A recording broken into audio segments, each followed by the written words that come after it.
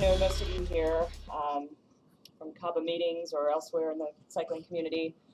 I'm a lawyer. I represent a lot of cyclists that have been in crashes, so the legal questions come up and legal discussions kind of falls on me, which I'm happy to do. I look at cycling as cycling and safety as kind of a chicken and egg sort of thing. The safer it is for people to cycle, the more people that are going to be out there on bikes. And the more people that we have out there on bikes, there's a lot of studies now that show that the safer it is. So the more people you have in the community out there, the safer it is for everybody who's on a bike. So there's a lot of overlap between the legal system and cycling safety, and a number of components of that. And one of the main categories is what do we do in the first place to prevent accidents from happening, and then another part of that is, in the event an accident happens, what do we do after the fact to make sure it doesn't happen again, or to protect the rights of the cyclist, the person who's been in the crash and has been injured. So last year was the first year that we did this, and we looked for a project that would help improve one of the areas where we were really lacking in protection of cyclists' legal rights. And it kind of fell into our lap because the legislature last year was considering a bill to change North Carolina's law from contributory negligence to comparative fault. For those of you who were here last year, you know that we're one of 4 states in the country that have what's called contributory negligence. And it applies to everybody who's in any kind of accidents, not just cyclists. It's other cars or people who are walking and are injured by some defect or whatever. It applies to everybody, but what it means is that if a person who's in an accident is even a tiny percentage at fault, they are able to recover nothing. And any one of you who've been in a crash or have friends or family members that have been in a crash know that this really affects cyclists a lot, because we often get blamed for being the one at fault, even when we're not, or even when our fault is really minimal. So even though it really applies to everybody, it really hurts us in particular. And having represented a lot of people that have been in crashes, I can't tell you how many cases I've had where my client was in the right and had the right of way on the road, and when we initially deal with insurance adjusters, they just automatically assume that the person was at fault. It's not always the case, but if there's a question where there's an intersection, or even sometimes when people are hit from behind, I mean, it's really a bad law to have, because it prevents us from really protecting people that have been in crashes. So we tried really hard last year to change that, and there was a bill in the legislature, and it passed the House, and then we got involved. It had already passed the House before we had our meeting last year, and we got involved, and we tried to help lobby for it to pass the Senate. And we did some work with NCHA, North Carolina Advocates for Justice, which I'm also a member of, which is a group that focuses on protecting individual rights and has a lot of experience in the legislature. And Martin and Mark Ortiz and I went down to the legislature one day and had a lobby day, and we sent out information for people to write letters, and I think some people wrote letters to their legislators, and everything looked really good.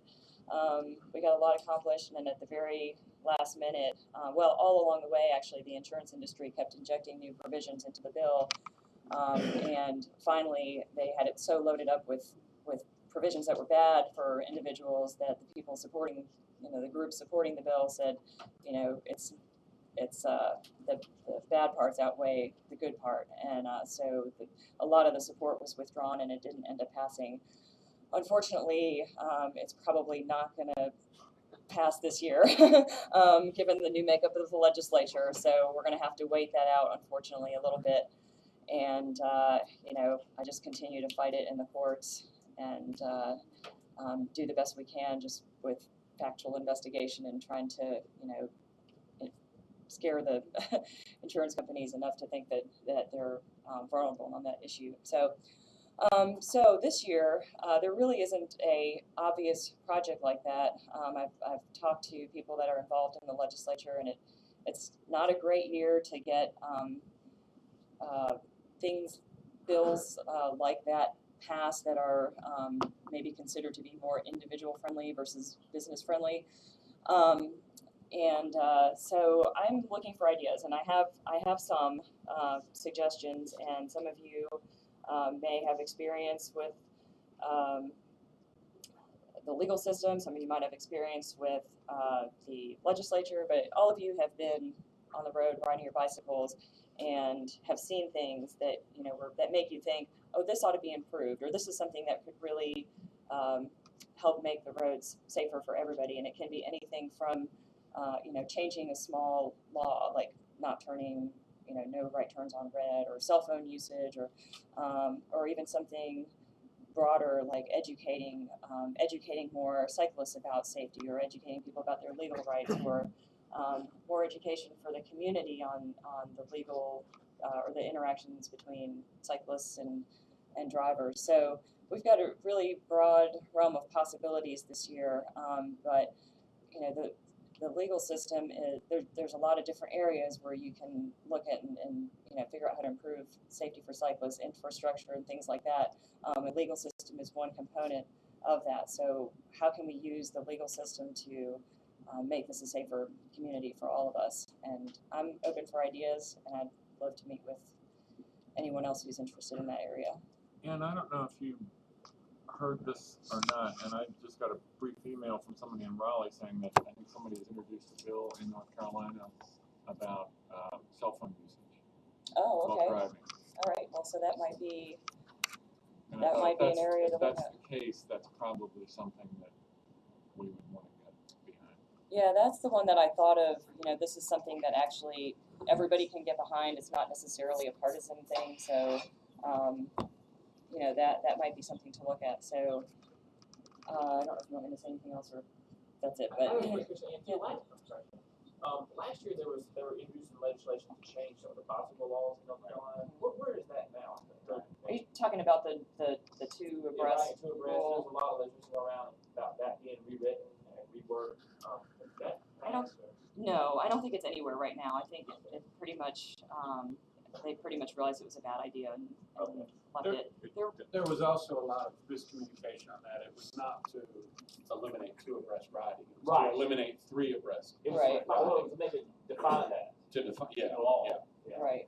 Yeah, and then but the problem was that it was imposing requirements that didn't really necessarily make sense with what the safest way is to ride. So, yeah. And then there's other South Carolina, and this is probably also not a good thing for this year, but South Carolina several years ago passed a really good anti-harassment of cyclists statute that imposed even a misdemeanor punishment for people who harass cyclists, which is more than North Carolina laws prohibit obviously assault and communicating threats and things like that, but that South Carolina law goes even further to protect people, and it sort of sends a message that this isn't even, don't even play with this. So again, probably not. I know there was some talk about it in our legislature maybe a year or a few ago. If Mark were here, he would know, because I know he was following it, but that's probably not something for this year. So maybe this year we need to focus on something that's more local. One thing that's always a problem is every time somebody calls me, they say that I can't believe the other person was so obviously at fault and the police officer didn't give them a citation. Well, that's always the case. Even if it's 2 cars, the police officers, they just have a policy of not citing the at-fault driver here unless they witness the accident.